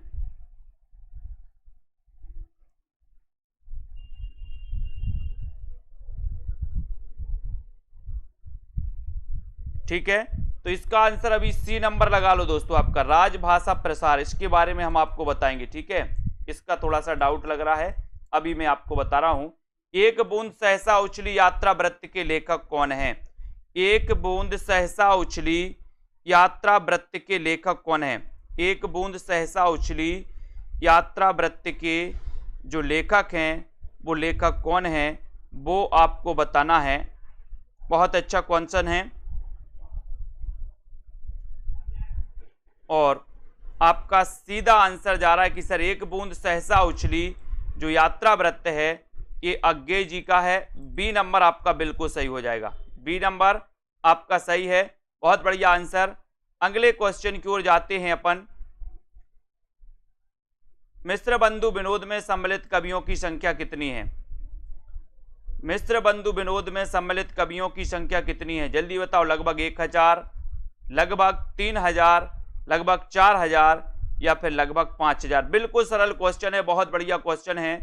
और यहां पर आपका उत्तर है कि सर लगभग 5000। ठीक है, डी नंबर आपका सही है। वेरी गुड, बहुत बढ़िया। अगला क्वेश्चन देखते हैं, है ना। इसका आंसर आप राजभाषा भारती लगाओ दोस्तों, ये आपका ए नंबर सही है। राजभाषा के रूप में हिंदी प्रयोग बढ़ाने और इसके प्रचार प्रसार के लिए राजभाषा भारती, राजभाषा भारती ए नंबर जिन्होंने बताया था उनका आंसर बिल्कुल सही है। ए नंबर लगा लो इसमें, ए नंबर। वेरी गुड, राजभाषा भारती। ठीक है, उसके बाद अज्ञेय हो जाएगा और यहां लगभग 5000। अति सूदो स्नेह को मारक किसकी पंक्ति है? अति सूदो स्नेह को मारक ये पंक्ति किसकी है? अति सूदो स्नेह को मारक ये पंक्ति किसकी है? बताइए, घनानंद की है या फिर बिहारी की है, सूरदास या फिर तुलसीदास की है? बताएं किसकी पंक्ति अति सूदो स्नेह को मारग? ये प्रश्न क्रमांक 60 में अपन को चयन करना है और 60 में आपका सीधा आंसर जा रहा है कि सर आपका उत्तर है यहां पर घनानंद। ठीक है, ये number right answer. Very good, बहुत बढ़िया। संवेदनात्मक ज्ञान और ज्ञानात्मक संवेदन सूत्र का प्रयोक्ता कौन है? संवेदनात्मक ज्ञान और ज्ञानात्मक संवेदन सूत्र का प्रयोक्ता कौन है? 61 में अज्ञेय, धूमिल, मुक्तिबोध, विजय देव नारायण शाही। बहुत अच्छा क्वेश्चन है दोस्तों, प्रश्न क्रमांक 61 में लगभग सभी से बनेगा। संवेदनात्मक ज्ञान और ज्ञानात्मक संवेदन सूत्र के प्रयोक्ता कौन है? और 61 में आपका सही आंसर जा रहा है मुक्तिबोध। मुक्तिबोध यानी सी नंबर आपका बिल्कुल सही है, मुक्तिबोध राइट आंसर। मुंशी प्रेमचंद के उर्दू उपन्यास चौगाने हस्ती का अनुवाद जिन्होंने दोस्तों किस नाम से किया? चौगाने हस्ती का बताना है किस नाम से किया। मुंशी प्रेमचंद के उर्दू उपन्यास चौगाने हस्ती का अनुवाद किस नाम से किया? रंगभूमि नाम से, प्रेमाश्रम, सेवा सदन या फिर गबन नाम से? 62 का आंसर चयन करना है। मुंशी प्रेमचंद के उर्दू उपन्यास चौगाने हस्ती का अनुवाद किस नाम से किया? 62 का उत्तर बताना है और 62 में आपने बताया कि सर रंगभूमि नाम, यानी ये नंबर आपका बिल्कुल सही है। ठीक है, ये नंबर राइट आंसर। बंगाल का अकाल रिपोर्टाज किसका है? बंगाल का अकाल रिपोर्टाज किसका है? बहुत अच्छा क्वेश्चन है। किसका माना जाता है? 63 में बंगाल का अकाल ये रिपोर्टाज किसका है, ये आपसे पूछा गया है। और बताइए कुरैशी जी, बंगाल का अकाल, बोले सर ये बंगाल का अकाल आया है उस वहां पर प्रकाश करना है, प्रकाश, तो प्रकाश चंद्र गुप्त। बी नंबर आपका सही हो जाएगा, बी नंबर। ठीक है, राइट आंसर।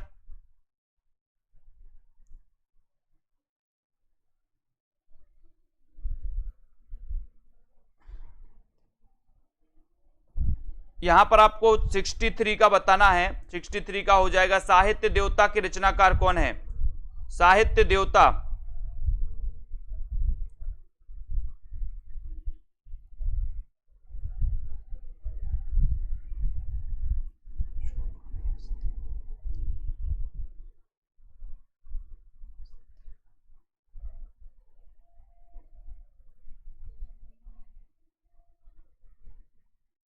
साहित्य देवता के रचनाकार कौन है, इसका आंसर बताना है। तो आपको बताया साहित्य देवता को माखन खवाना है, तो माखन लाल चतुर्वेदी, यानी कि ये नंबर आपका बिल्कुल सही है। ठीक है, बहुत बढ़िया। अगला क्वेश्चन देखते हैं, अस्तित्ववादी नहीं है तो कौन है? अस्तित्ववादी कौन नहीं है?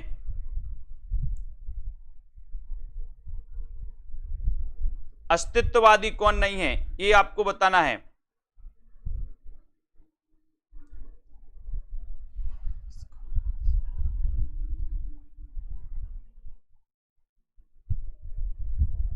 और सही आंसर हो जाएगा कि सर ये जो अस्तित्ववादी नहीं है, यहां पर 65 में आपसे पूछा गया है तो कौन नहीं है।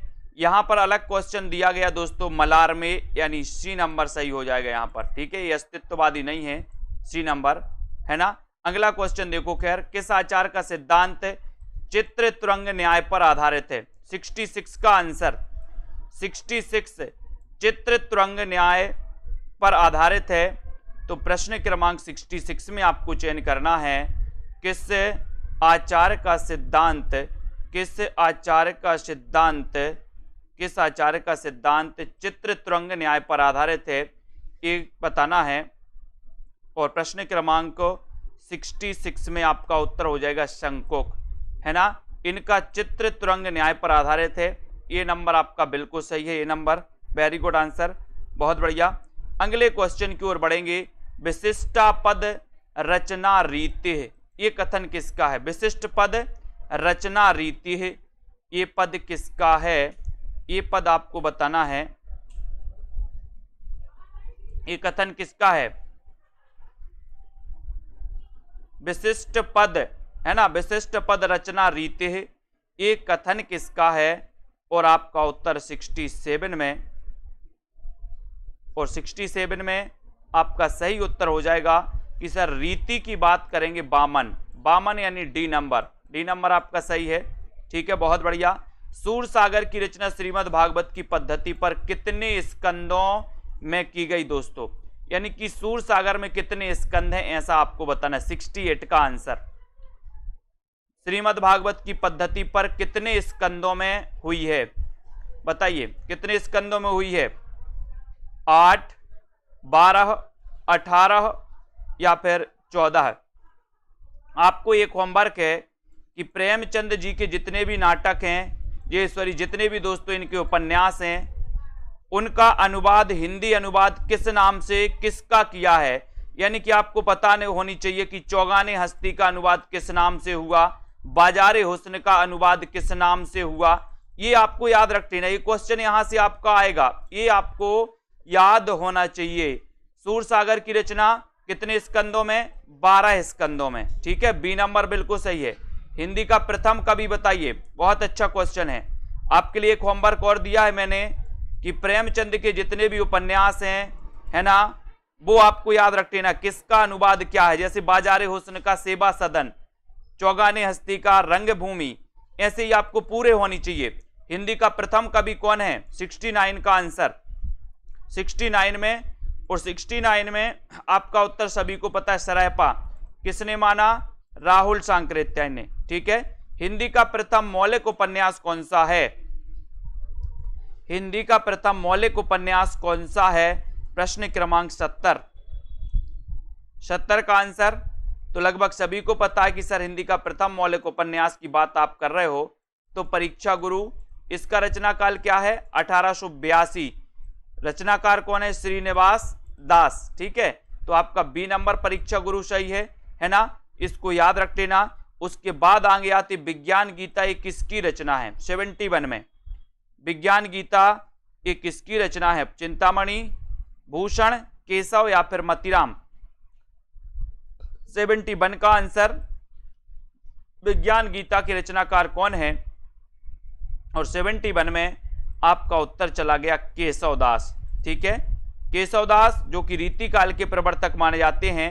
लोग हैं लागी कवित्त बनावत, मोहितो मेरे कवित्त बनावत, ये पंक्ति किसकी है? ये पंक्ति बताना है आपको। लोग हैं लागी कवित्त बनावत, मोहितो मेरे कवित्त बनावत, इस पंक्ति के रचनाकार कौन है? दोस्तों मैं भी एक लिस्ट बना रहा हूं कि क्या क्या चीजें हैं जो आपको अंदर से याद होनी चाहिए। जैसे पूरे संचारी भाव आपको याद होनी चाहिए, पूरे सात्विक भाव आपको याद होनी चाहिए, 9 रसों के स्थायी भाव आपको याद होनी चाहिए। ठीक है, उसके बाद दोस्तों आपको जितने उपन्यास जो उनका अनुवाद हुआ किस नाम से हुआ वो भी याद होनी चाहिए। तो मैं एक इसकी लिस्ट बना रहा हूं कि क्या क्या अंदर से, जैसे कामायनी के 15 सर्ग हैं वो आपको पूरे याद होनी चाहिए, जो अंदर से क्वेश्चन आते हैं, है ना। तो यहां पर 72 का आंसर है। 72 का आपको बताना है कि लोग हैं लागी कवित्त बनावत और मोहित मेरी कवित्त बनावत, साकेत शीर्षक महाकाव्य का अर्थ क्या है? ये साकेत महाकाव्य है 12 सर्गों का, किसका है? मैथिली शरण गुप्त का। ठीक है, और राम काव्य पर आधारित ये दूसरा महाकाव्य दोस्तों, रामचरितमानस के बाद। ठीक है, साकेत याद रख लेना, 1931 इसका रचना काल है ना। और इस महाकाव्य का अर्थ क्या है? तो आपको पता ही है कि सर इसका अर्थ है अयोध्या, यानी ये नंबर आपका सही है। ठीक है, और आप लोग भी लिस्ट बनाइए और हमें भी बताइए कि क्या क्या रह गया है, क्या क्या ऐसी चीजें हैं जिनको अंदर से पढ़ना चाहिए। हिंदी साहित्य में हालाबाद का आगमन किसके प्रभाव से माना गया? हिंदी साहित्य में हालाबाद का आगमन किसके प्रभाव से माना गया? आगे आने वाले एग्जामों में जो आपकी गलतियां होती, जो आपसे गलतियां हो रही हैं, उन गलतियों को अपन को पकड़ना है कि गलतियां कहां से हो रही हैं, और वो लिखना है कि हमें इन चीजों को अलग से पढ़ना है, गहराई से पढ़ना है। हालाबाद का आगमन किसके प्रभाव से माना जाता है? प्रश्न क्रमांक 74 में, और सीधा आंसर आपका जा रहा है 74 में कि सर ये जो हालाबाद है, जिसके हिंदी में प्रवर्तक हरिवंश राय बच्चन हैं, और ये फारसी साहित्य का प्रभाव, यानी कि ये नंबर आपका सही है। ठीक है, वेरी गुड। कौन प्रगतिवादी कवि नहीं है? प्रगतिवादी कवि कौन नहीं? अज्ञे, सुमित्रानंदन पंत निराला या फिर शिवमंगल सिंह सुमन? प्रगतिवादी कवि कौन नहीं है? बहुत अच्छा क्वेश्चन है। प्रगतिवादी की बात हो रही है 75 में, और आपको पता है कि सर अज्ञे तो प्रयोगवादी हैं, इसलिए आपका उत्तर भी ए नंबर चला जाता है। Very good.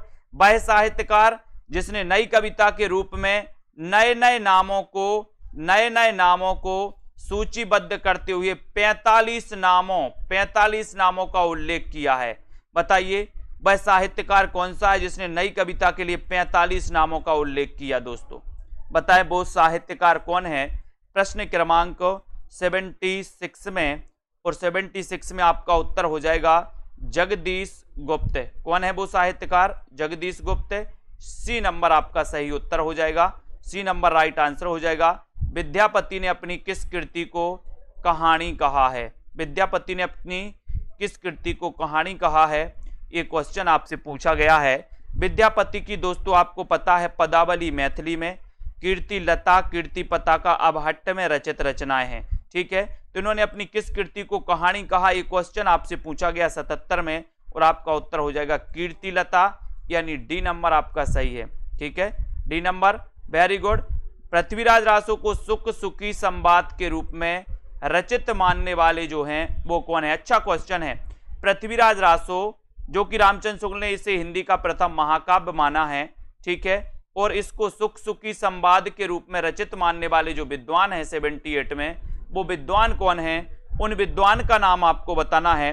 78 का उत्तर आपको बताना है, और 78 में आपका उत्तर चला गया कि सर पृथ्वीराज रासो को सुख सुखी संवाद के रूप में रचित मानने वाले जो विद्वान हैं वो विद्वान है हजारी प्रसाद द्विवेदी, यानी कि ये नंबर देखो लोकेश जी शुक्ल जी लगा रहे हैं, शुक्ल जी नहीं हजारी प्रसाद द्विवेदी, ये नंबर। ठीक है, जायसी के किस काव्य में देवनागरी वर्णमाला के एक एक अक्षर को एक एक अक्षर को दोस्तों लेकर के सैद्धांतिक बातें कही गई हैं।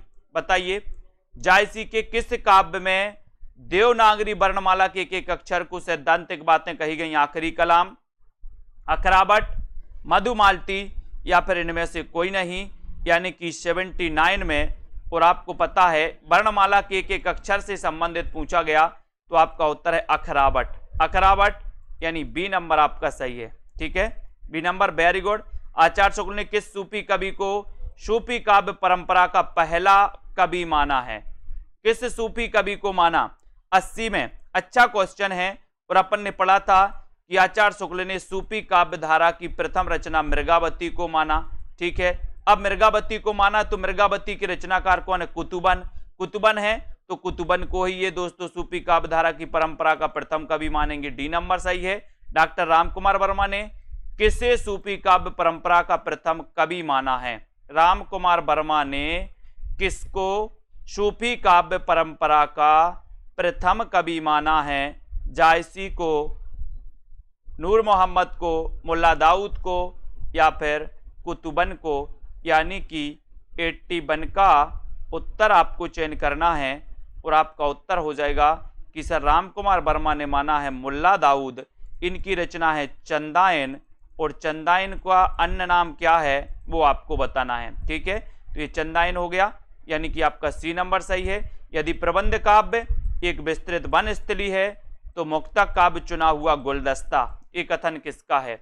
यदि प्रबंध काव्य एक विस्तृत वन स्थली है तो मुक्तक काव्य चुना हुआ गुलदस्ता, ये बताना है 82 में कि दोस्तों ये कथन किसका? आचार्य शुक्ल का, आचार्य नंद दुलारे वाजपेयी का, आचार्य हजारी प्रसाद या फिर भामह का? यानी कि 82 में आंसर बताना है। और यदि प्रबंध काव्य एक विस्तृत वन स्थली है तो यहां पर ये कहा है कथन किसने? रामचंद्र शुक्ल ने। ए number, very good. Ramchandra Shukla आपका सही हो जाएगा 82 में। वेरी गुड, बहुत बढ़िया। जिंदगी और जोंक के रचनाकार कौन है? जिंदगी और जोंक के रचनाकार कौन है? 83 में आपको चयन करना है। जिंदगी और जोंक के रचनाकार कौन है? मैत्रेयी पुष्पा, कृष्णा सोपती, राजी सेठ या अमरकांत? तो अच्छा क्वेश्चन है और आपका उत्तर हो जाएगा दोस्तों, बहुत बढ़िया सुषमा जी। उत्तर है कि सर जिंदगी की नोक झोंक में हम अमर हो गए। जिंदगी की नोक झोंक में क्या हो गए? अमर हो गए, तो अमरकांत। डी नंबर आपका सही है। D number, very good. Tulsidas की भक्ति किस भाव की है? 84। तुलसीदास की भक्ति किस भाव की है? निर्वेद भाव, दास भाव, माधुर भाव या फिर शक्य भाव की? 84 का आंसर आपको चयन करना है। तुलसीदास की भक्ति किस भाव की है? ये आपका 84 का क्वेश्चन है और 84 में आपका उत्तर हो जाएगा कि सर दास्य भाव की। कौन से भाव की? दास्य भाव की। बी नंबर आपका राइट आंसर। वेरी गुड, बहुत बढ़िया। भक्तमाल के रचनाकार कौन है? भक्तमाल के रचनाकार कौन है? 85। ठीक है, भक्तमाल की टीका किसने लिखी? प्रियादास ने। इसका रचना काल क्या है? 1585। ठीक है, भक्तमाल के रचनाकार बताना है। और नव भक्तमाल एक रचना लिखी थी राधा चरण गोस्वामी ने। ठीक है, उत्तर भक्तमाल एक रचना लिखी थी भारतेंदु जी ने, है ना। और भक्तमाल के रचनाकार कौन है? तो आपका उत्तर यहां पर हो जाएगा नाभादास, यानी बी नंबर आपका नाभादास सही है। पीली छतरी वाली लड़की किसकी रचना है? पीली छतरी वाली लड़की ये किसकी रचना है? बहुत अच्छा क्वेश्चन है और आपका उत्तर चला गया कि सर पीली छतरी वाली लड़की का क्या हुआ है? क्या हुआ है? उदय हुआ है, उदय। ठीक है, उदय हुआ तो उदय प्रकाश। ठीक है, डी नंबर आपका सही हो जाएगा। वेरी गुड आंसर, पीली छतरी वाली लड़की का उदय हुआ है। मिस्र बंधुओं ने उत्तर मध्यकाल को क्या नाम दिया? मिस्र बंधुओं ने उत्तर मध्यकाल को क्या नाम दिया है? रीति काल, कला काल, श्रृंगार काल या फिर अलंकृत काल? यानी कि 87 का आंसर। और उत्तर मध्यकाल को जो नाम दिया है मिश्र बंधुओं ने, वो नाम दिया है दोस्तों अलंकृत काल। ठीक है, श्रृंगार काल नाम किसने दिया है? विश्वनाथ ने। विश्व में श्रृंगार होता है इसलिए श्रृंगार काल विश्वनाथ, अलंकृत काल दोस्तों मिश्र बंधुओं ने दिया। ठीक है, उसके बाद बिहारी के दोहों पर किसका प्रभाव माना जाता है? बिहारी, ये वही बिहारी हैं दोस्तों, रीति काल के रीति सिद्ध काव्यधारा के कवि हैं बिहारी जी, ठीक है। और बिहारी की एक रचना है बिहारी सतसई। बिहारी सतसई में कितने दोहे हैं? 713 दोहे हैं।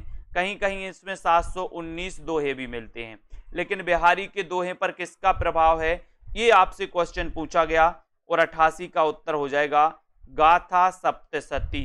किसका? गाथा सप्तशती। बी नंबर आपका सही है, बहुत बढ़िया। शिव शंभू का चिट्ठा व्यंग्यात्मक निबंध के रचनाकार कौन है? 89 का उत्तर आपको बताना है। शिव शंभू का चिट्ठा ये बताना है। और चिट्ठा बना देते ना आप लोग, बालों का चिट्ठा, बोले बालों का चिट्ठा बना लो, जूटा बालों का चिट्ठा, तो बाल से हो जाएगा बाल मुकुंद गुप्त, और शिव शंभू का चिट्ठा, तो आपका सी नंबर बिल्कुल सही है, ठीक है। देवरानी जेठानी की कहानी किसका उपन्यास है? 90 में देवरानी जेठानी की कहानी, ये उपन्यास किसका है? 90 का उत्तर आपको बताना है।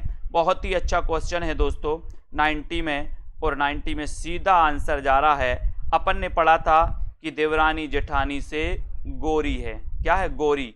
गोरी है तो समझ जाना, देवरानी जेठानी की कहानी, कहानी नहीं, ये उपन्यास है, इसको कंफ्यूज नहीं होना। यहाँ पर कहानी लिखा है लेकिन ये क्या है? उपन्यास। और देवरानी जेठानी से गोरी है, इसलिए गोरी दत्त का उपन्यास है, यानी बी नंबर आपका सही है। Very good. पंत और पल्लव किसकी कृति है? पंत और पल्लव किसकी कृति है? 91। पंत और पल्लव, देखो एक पल्लव रचना है, एक पल्लव किसकी है? पल्लव है दोस्तों अपने पंत जी की, पंत जी की है, जिसको छायावाद का मैनिफेस्टो कहा जाता है, ठीक है। छायावाद का घोषणा पत्र कहा जाता है, जिसका रचना काल 1928 है। लेकिन आपको पंत और पल्लव ये किसकी कृति है? तो ये है दोस्तों निराला जी की, ठीक है। निराला जी का जन्म कब हुआ था? 1997, महिषादल मेदिनीपुर में, ठीक है। करबला नाटक के रचयिता कौन है? 92 में करबला। बताते जाए फटाफट से 92 का आंसर, और सीधा आंसर यहाँ पर आपका जा रहा है 92 में कि सर आप करबला पूछोगे तो इसके जो रचनाकार हैं वो रचनाकार हैं कौन? प्रेमचंद। बोले सर प्रेम भी बड़ी करबला है, बला है, बला है, प्रेम है बला कि नहीं? बला है, तो ये करबला याद रख लेना, ये नाटक है प्रेमचंद जी का, याद रखो सभी लोग। बी सी नंबर सही है। इन्हें भी इंतजार है, काय का? बताइए। इन्हें भी इंतजार है मार्कंडे, शिव प्रसाद से, रामवृक्ष बैनीपुरी, या फिर नामवर से हैं? इन्हें भी इंतजार है। काहे का इंतजार है? इन्हें भी काहे का इंतजार है? बताओ। प्रश्न क्रमांक 93, और आपका सही उत्तर हो जाएगा कि सर इन्हें भी इंतजार है शिव के प्रसाद का, शिव के प्रसाद का, यानी बी नंबर शिव प्रसाद से हैं, आपका सही आंसर चला जाएगा। बी नंबर आपका राइट आंसर हो जाएगा। हंसा जाई अकेला, हंसा जाई अकेला के रचनाकार कौन है? मार्कंडे, रघुवीर सहाय, शिव प्रसाद सिंह, धर्मवीर भारती, यानी कि 94 का उत्तर बताना है हंसा जाई अकेला।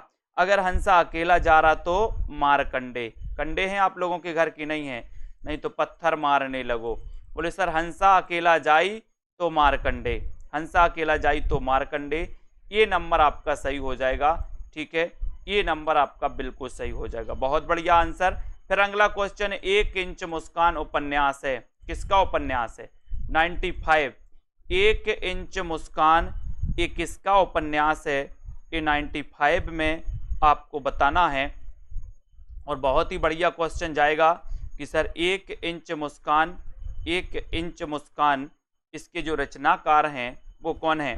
बताइए। ये कैसी रचना मानी जाती है ये भी आप लोग बता दो। 1 इंच मुस्कान जो रचना है दोस्तों, यहां पर तो आपको बताना है विकल्प अनुसार, ठीक है। तो ये मन्नू भंडारी और राजेंद्र यादव का, ठीक है, यानी कि आपका ये संयुक्त रूप से इन्होंने लिखा था 1 इंच मुस्कान, ठीक है, बहुत बढ़िया। राग दरबारी के रचनाकार कौन है? राग दरबारी बनेगा सभी से, राग दरबारी। दरबार में मेरा लाल बैठा है, लाल, तो राग दरबारी के रचनाकार कौन है? ये क्वेश्चन आपसे पूछा गया है प्रश्न क्रमांक 96 में, और 96 में आपका उत्तर है श्रीलाल शुक्ल। ए नंबर राग दरबारी श्रीलाल शुक्ल, ये बिल्कुल सही है, बहुत बढ़िया। अजय की डायरी, ये अजय की डायरी, अजय की डायरी के लेखक कौन है? अजय की डायरी, बहुत बढ़िया है, अजय की डायरी देव। तो उत्तर क्या हो जाएगा आपका 97 में? बहुत बढ़िया क्वेश्चन है। अजय की डायरी के रचनाकार कौन है? यशपाल, डॉक्टर देवराज, नागार्जुन। इन्हें नागार्जुन को पता है, आपने पढ़ा है, तालाब की मछलियां इनकी रचना है नागार्जुन की। और दोस्तों इन्हें आधुनिक काल का कबीर भी कहा जाता है, आधुनिक काल का कबीर, ठीक है। और ये अजय की डायरी देव तो डॉक्टर देवराज, ठीक है, डॉक्टर देवराज, यानी कि आपका जो ये मनोविश्लेषणवादी उपन्यासकारों में नाम आता है डॉक्टर देवराज का। कौन कौन से मनोविश्लेषणवादी? जैनेन्द्र कुमार, ठीक है, अग्गे, ईलाचंद्र जोशी, ठीक है, और डॉक्टर देवराज। ये चार जो हैं ये मनोविश्लेषणवादी उपन्यासकारों में आते हैं, जो आपको पता होनी चाहिए, ठीक है। उसके बाद झूठा सच, झूठा सच ये किसका उपन्यास है? 98 में। झूठा सच यशपाल, नागार्जुन, रांगे राघव, उदय शंकर भट्ट। झूठा सच, तो बहुत अच्छा क्वेश्चन है 98 में, और 98 का आंसर आपका सही हो जाएगा झूठा सच। ये किसका उपन्यास है 98 में? और आपका सही उत्तर है यशपाल का, यशपाल, यानी कि 1 नंबर आपका बिल्कुल सही है, ठीक है, वेरी गुड, 1 नंबर। अगला क्वेश्चन देखो, मुर्दों का टीला, इसके रचनाकार कौन है? मुर्दों का टीला, मुर्दों का टीला, इसके रचनाकार कौन है ये बताना। झूठा सच बिल्कुल गोविंद जी, ये भारत विभाजन पर आधारित है, ठीक है। मुर्दों का टीला, इसके 99 का उत्तर आपको बताना है। और बोले सर मुर्दों का टीला रांगे राघव, रांगे राघव, बी नंबर, ठीक है। ये फणीसुरनाथ रेणु कैसे उपन्यासकार हैं? आंचलिक उपन्यासकार हैं, ठीक है। हिंदी का प्रथम आंचलिक उपन्यास कौन सा है? मेला आंचल, मेला आंचल, ठीक है। ये मुर्दों का टीला ये रांगे राघव जी की रचना है, यानी कि आपका उत्तर बी नंबर बिल्कुल सही है, ठीक है, वेरी गुड। चित्रलेखा किसकी रचना है? चित्रलेखा, अच्छा क्वेश्चन है दोस्तों।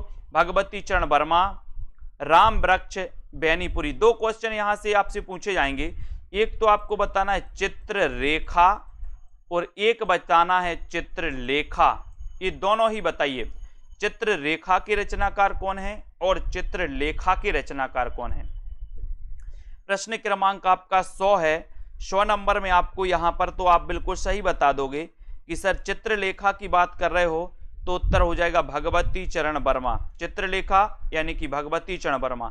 लेकिन यहां आप पटक जाओगे, देखते हैं कौन कौन सही बताता है। बहुत बढ़िया आंसर भगवती चरण वर्मा। कौन कौन ने कितने गलत किए हैं वो जरा हमें बता दो। और सुषमा मौर्य जी ने उत्तर बताया राम कुमार वर्मा। चित्ररेखा राम कुमार वर्मा और चित्रलेखा भगवती चरण वर्मा, कंफ्यूज नहीं होना, ठीक है, याद रखते ना, रेखा वाला राम कुमार है और लेखा वाला भगवती। लेखा जोखा रहता ना भगवती के पास कि आप क्या लेखा, आप क्या पाप कर रहे, क्या पुण्य कर रहे, तो भगवती के पास लेखा जोखा, ठीक है। और चित्ररेखा ये राम कुमार वर्मा का है, ठीक है, ये राम कुमार वर्मा की रचना है। अब बताओ किसके कितने गलत हुए हैं, फटाफट से आपको बताना है किसके कितने गलत हुए हैं, वो आपको चयन करना है, बताना है, बताइए। एक गलत हुआ सौरभ वर्मा जी का, बहुत बढ़िया, धन्यवाद। और बताओ किसी का बिल्कुल भी गलत नहीं हुआ, ऐसा कोई है? 2 गलत, वेरी गुड। 5 गलत हो गए शांति जी के। गलत नहीं करना है, गलत नहीं करना है, सुधारना है, शुद्धि करना है, ठीक है।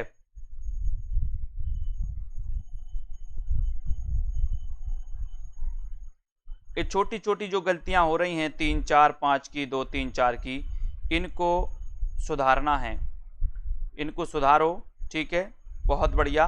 तो सभी लोगों के लिए धन्यवाद, इसी प्रकार से अध्ययन करते रहें। थोड़ा सा अपने आप पे ध्यान दो और हिंदी साहित्य जब पढ़ रहे हो तो हमेशा के लिए हिंदी साहित्य पढ़ो, ठीक है, हिंदी साहित्य को छोड़ो मत। अगर आपका हिंदी साहित्य, अगर आपको सिलेक्शन लेना है वास्तव में आगे, तो आप हिंदी साहित्य को छोड़ो मत। आगे क्या करना है आपको दोस्तों, निरंतर अध्ययन करते रहना है। आपका निश्चित ही आज नहीं तो कल सिलेक्शन पक्का होगा। और आप छोड़ोगे, बार बार एग्जाम आएगा, फिर पढ़ाई करोगे, फिर आएगा, तो ऐसे में दोस्तों आप पढ़ाई नहीं कर पाते। आपका अध्ययन बहुत अच्छा होनी चाहिए, ठीक है। तो आपको पढ़ाई छोड़ना नहीं है। आपको पढ़ाई अगर सिलेक्शन लेना है तो निरंतर अध्ययन करना है, और सिलेक्शन उन्हीं का होता है जो निरंतर अध्ययन और जिनका अध्ययन अच्छा होता है, ठीक है। तो सभी को धन्यवाद।